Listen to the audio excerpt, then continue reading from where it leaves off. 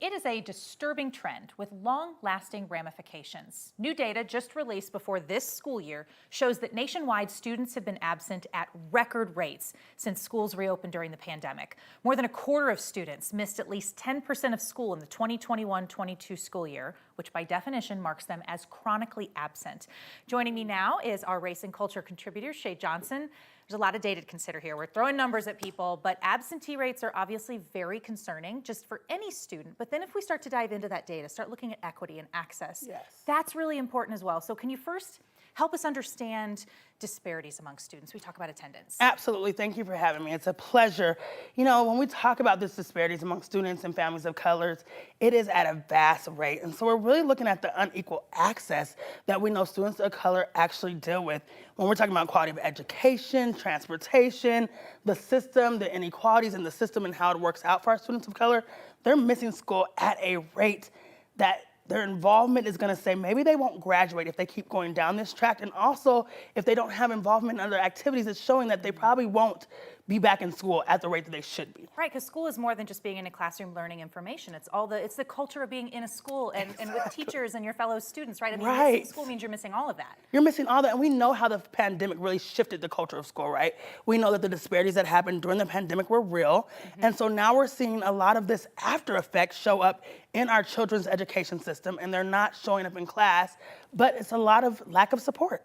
I'm really interested in the why for so many students. When I've done stories about attendance, I've had people say some students during the pandemic had to help mom and dad with at-home expenses. They're working, and making money is a really big incentive. Making money is a huge incentive. For other kiddos, you know, maybe they're an immigrant family, maybe there's a language barrier. I'm just curious, what are some of the whys we hear about when it comes to students of color? You're hitting the nail on the head. When it comes to students of color, I think there's a vast range of whys, right? And so like you're saying, the need for finances in a household are huge. The need for knowing that you have someone that can culturally understand some of the things that are happening around amongst your beliefs, your cultural identity.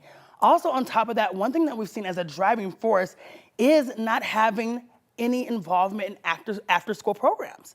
So if you don't have a community that's wrapping themselves around you and showing you different things that you can be a part of, oftentimes you don't know how to succeed in those areas. And maybe it's easy to miss some of those students when we really should be paying attention to those kids. Yes. We're talking about some really important stuff here. Let's look at some data, national data from Stanford University. More than a quarter of students missed at least 10% of the 21-22 school year. Before the pandemic, only 15% of students missed that much. That is a huge difference pre and post-pandemic, 10% increase. Absences were more prevalent among Latino, Black, and low-income students.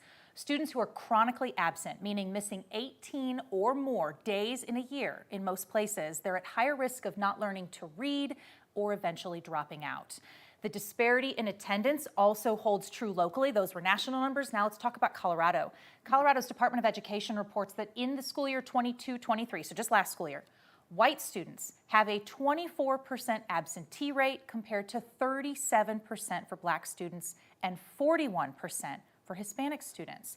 Of course, we do have to keep in mind the makeup of any student body we're studying. White students are the majority population within DPS, which would impact that ratio of students missing school. I hear those numbers and I mean, that's so much school for all these kids. That's a lot of school to miss, right? How do you stay on track when you miss that amount of school? I mean, it's almost impossible. Imagine you're a kid and you're like sick for 3 days and you miss a couple of assignments trying to catch up. No, oh my goodness. My mom didn't allow that. She wrote notes. I had notes for everything.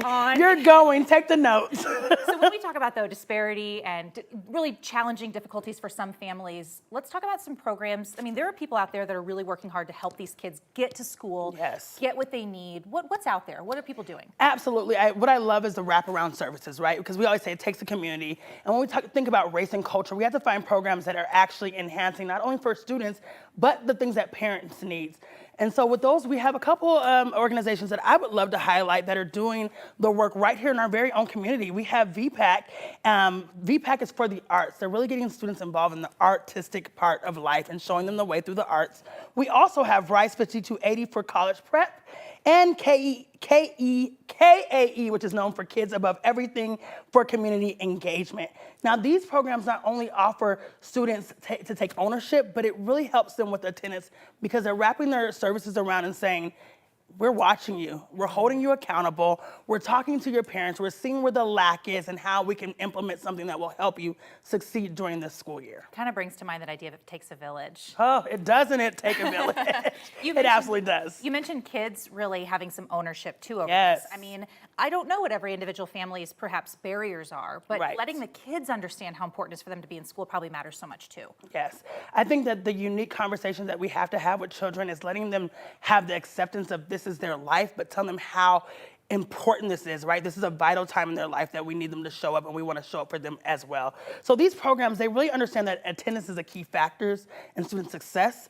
They also show you that if they work closely with families, they can give the proper support that families are looking for. I love to see that they put their arms around these students, but they're also saying, if you want to be a part of these programs, you have to show up at school and do that work too. Kind of like, with athletes. If you want to be on the team, we got to make sure these grades are hitting where they should be. So parents are empowered with tools of support as well as children to become advocates for students to make sure that we're getting to school and we have the tools once we arrive to school to actually succeed. Yeah. And we just have to make sure all these kids, we're really watching all these kids, because all of these numbers are concerning. All of them. Think about the disparity part. I mean, we've got kiddos, we can't let them get further behind. We cannot. I mean, we look down the road. What does that mean for those kids? Think about when they get to middle school, to high school, to college, hopefully, right? Absolutely. And then just from the beginning, if they're behind, Absolutely. It kind of breaks your heart a little bit. No, it absolutely breaks our heart, right? And I think a lot of the times we don't know what's happening in the homes. And I think 2020 highlighted a lot of these things for everyday families that are just trying to make it work. And sometimes you have younger children in the house that the older children have to kind of help take part in taking care of, So there's so many different things. And I think for all the students, like you say, we want to make sure that they're getting the resources that they need. So if a and mom parents. or a dad or a grandma is watching this and they're on the fence about getting involved, or they're trying to digest all this, what would be your parting message to them? Oh my gosh, get your children involved. It's simply that. I mean, you have to get them involved. These efforts that these programs are putting forth, they only work if you work in hand with these programs. So I really want you to start showing up for our youth by giving them the resources that we have built in this community. Take control and know that you have access, and we're here to provide that access. So please get involved with any of these organizations, and if you don't see one on there that fits your needs, reach out to us, and we would love to help point you in the right direction. Okay, Shay, thank you so much. These are really important things. Kids are our future. Kids are our future. They're our right now. These are the ones who are gonna be taking care of us when we're old. Woo, let me be nice to you. I love all the kids out there. Thank you so much for coming in. Thank you.